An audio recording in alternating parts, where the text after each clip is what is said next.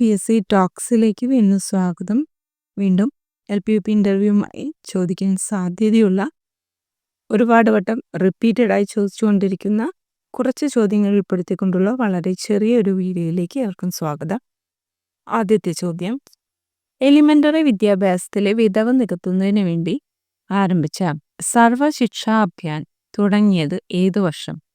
സർവശിക്ഷാ അഭിയാൻ ആരംഭിച്ചത് 2000-2001 കാലഘട്ടത്തിലാണ്.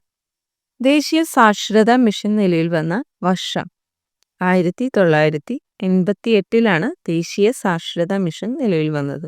1988. സർവശിക്ഷാ അഭിയാന്റെ പ്രധാനപ്പെട്ട ലക്ഷ്യങ്ങൾ: സർവരും പഠിക്കുക, സർവരും വളരുക, ജീവിതത്തിനാവശ്യമായ വിദ്യാഭ്യാസം ഗുണമേന്മയോടെ നൽകുക. ഇതാണ് പ്രധാന ലക്ഷ്യം. ഇതിൻ്റെ പ്രത്യേകതകൾ എന്തെല്ലാമാണ്? സർവശിക്ഷാ അഭിയാന്റെ പ്രത്യേകതകൾ 5 പ്രത്യേകതകളാണ് ഇവിടെ പ്രത്യേകമായിട്ട് പറയുന്നത്. സാർവത്രിക ലഭ്യത, വിദ്യാഭ്യാസം എല്ലാവർക്കും ലഭ്യമാക്കുക. സാർവത്രിക പ്രവേശനം, വിദ്യാഭ്യാസത്തിൽ എല്ലാ കുട്ടികൾക്കും ഒരേപോലെ പ്രവേശനം ലഭ്യമാക്കാനുള്ള ഒരു അവസരം ഒരുക്കുക. സാർവത്രിക നിലനിർത്തൽ, വിദ്യാഭ്യാസത്തിലേക്ക് കടന്നു വരുന്ന എല്ലാ കുട്ടികളെയും അവിടെ നിലനിർത്താനായി എലിമെൻ്ററി എഡ്യൂക്കേഷൻ കഴിയുന്നത് വരെയെങ്കിലും നിലനിർത്താനുള്ളൊരു ശ്രമം നടത്തുക. 4th വൺ, സാർവത്രിക വിജയം, മികച്ച വിദ്യാഭ്യാസം നൽകി അവർക്ക് നല്ല വിജയം കരസ്ഥമാക്കാനുള്ളൊരു അന്തരീക്ഷം ഒരുക്കി കൊടുക്കുക. ലാസ്റ്റ് വൺ, തുല്യത, എല്ലാ കുട്ടികളെയും ഒരുമയോടെ കണ്ട് ഏവർക്കും ഒരേപോലെ മികച്ച വിദ്യാഭ്യാസം നൽകുക. ഇങ്ങനെ 5 കാര്യങ്ങളാണ് സർവശിക്ഷാ അഭിയാന്റെ പ്രത്യേകതകളായി പറയുന്നത്. സാർവത്രിക ലഭ്യത, പ്രവേശനം, അത് നിലനിർത്തൽ, അവരുടെ വിജയം, തുല്യത. നെക്സ്റ്റ് വൺ, കസ്തൂർബ ഗാന്ധി സ്വതന്ത്ര വിദ്യാലയ പദ്ധതി ഊന്നൽ നൽകുന്നത് എന്തിന്? KGSV എന്നാണിത് അറിയപ്പെടുന്നത്.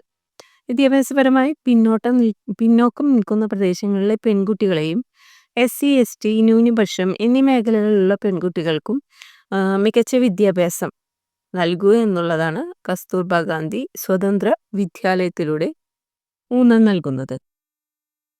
1993 ലേണിംഗ് വിത്തൗട്ട് ബർഡൻ, നമ്മൾ പറഞ്ഞു യശ്പാൽ കമ്മിറ്റി റിപ്പോർട്ടാണ് 1993. ഈ റിപ്പോർട്ട് പരിഗണിച്ച് ആദ്യമായി ദേശീയ പാഠ്യപദ്ധതി ചട്ടക്കൂട് നിലവിൽ വന്നത് എന്ന്? 2000 ഇതിനെ അടിസ്ഥാനമാക്കിയൊരു പാഠ്യപദ്ധതി ചട്ടക്കൂട് നിലവിൽ വന്നത്. ദേശീയ പാഠ്യപദ്ധതി ചട്ടക്കൂട് പരിഷ്കരിച്ചത്, ദേശീയ പാഠ്യപദ്ധതി ചട്ടക്കൂട് 2000 പരിഷ്കരിക്കാനായി ഒരു കമ്മിറ്റിയെ നിയോഗിച്ചു. തുടർന്ന് പരിഷ്കരിച്ചത് 2005.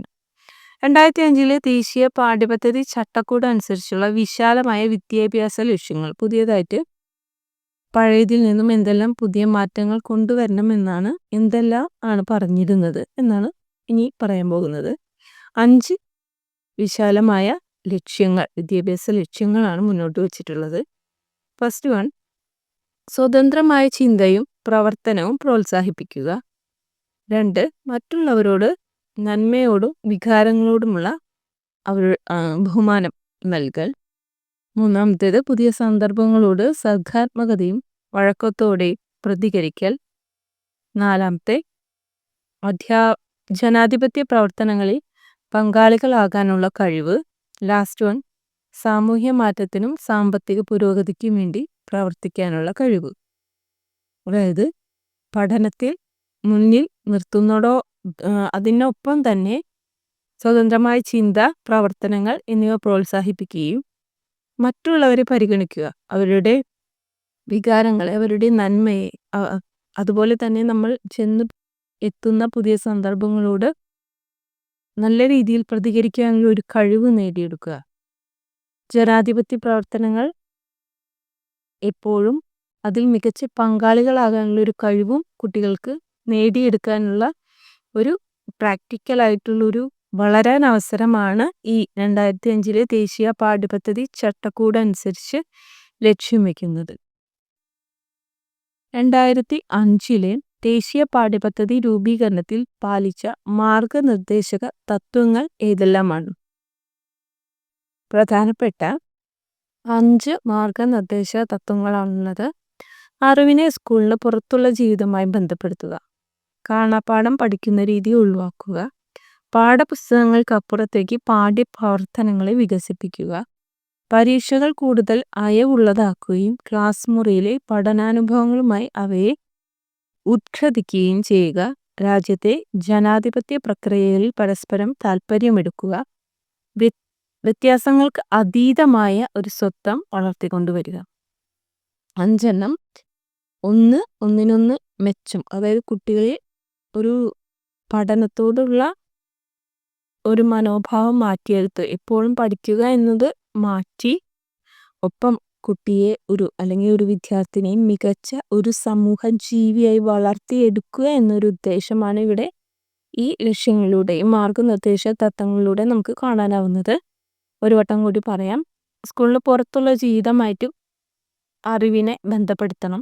കാണാപ്പാഠം പഠിക്കുന്ന രീതി ഒഴിവാക്കണം. പുസ്തകങ്ങൾക്ക് അപ്പുറത്തേക്ക് പാഠ്യപ്രവർത്തനങ്ങളെ വികസിപ്പിക്കാനുള്ളൊരു കഴിവ്, അങ്ങനെ ആ കുട്ടിക്ക് അത് നേടിയെടുക്കാനുള്ള കഴിവ്. പരീക്ഷകൾ കൂടുതൽ അയവുള്ളതാക്കുകയും ക്ലാസ് മുറിയിലെ പഠനാനുഭവങ്ങളുമായി അവരെ ഉദ്ഘടിക്കുകയും, അതായത് കാണാപ്പാഠം പഠിച്ചത് അങ്ങനെ തന്നെ എഴുതുന്നതിന് പകരം പഠിച്ച കാര്യങ്ങൾ എങ്ങനെ അപ്ലൈ ചെയ്യണം എന്ന് കുട്ടിക്ക് അതിനുള്ള കഴിവ് നേടി എടുക്കാനുള്ളൊരു സാഹചര്യം ക്ലാസ്സിൽ ഒരുക്കുക എന്നുള്ളതാണ് 4-ാമത്തേതായി പറയുന്നത്. ലാസ്റ്റ് വൺ, രാജ്യത്തെ ജനാധിപത്യ പ്രക്രിയയിൽ പരസ്പരം താൽപ്പര്യം എടുക്കുക.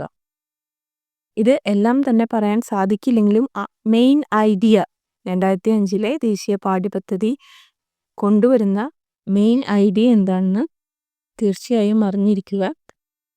ഈ വീഡിയോ ഹെൽപ്ഫുൾ ആയി എന്ന് തന്നെ ഞാൻ വിശ്വസിക്കുന്നു. നന്ദി.